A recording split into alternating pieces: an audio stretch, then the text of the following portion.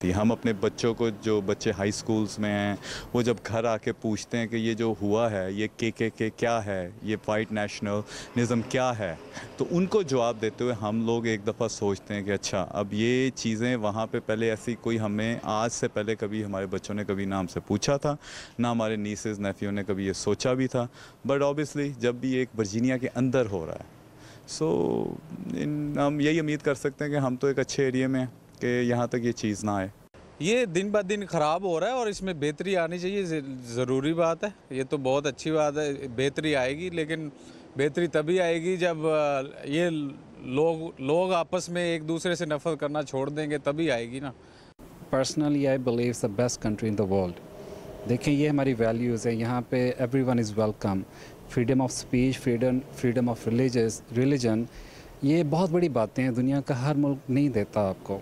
तो जिस तरह की ये प्रेसिडेंट की पॉलिसीज़ हैं, जिस तरफ ये जो जिन चीज़ों को प्रमोट कर रहे हैं, वो कोई अच्छी चीज़ें नहीं हैं। पर्सनली आई बिलीव कि उस तरह होना नहीं चाहिए। लेकिन गवर्नमेंट हमारी केयर कर रही है। आई डोंट थिंक सो कि हमें कुछ फ़र्क पड़ रहा है। We are having a normal life. पहली बात तो यह है कि उसको पसंद ही नहीं करते, ना जो उसकी वो जो हुकूमत है, ना उसके जो रूल हैं लाइक अगेंस्ट एमिग्रेशन, और जितने भी वो आजकल वो सोच रहा है कि वो करेगा, शुरू करेगा। तो बहुत सारे तो उन्होंने वैसे भी जो फॉरनर्स हैं लाइक पाकिस्तानी, इंडियंस और भी बहुत सारी कंट्रियों के जो हैं बंदे, वो उनको निकाल दिया उन्होंने ऑलरेडी बाहर। वो स्टिल यानी वो कहीं ना कहीं पे छापे मार रहे हैं।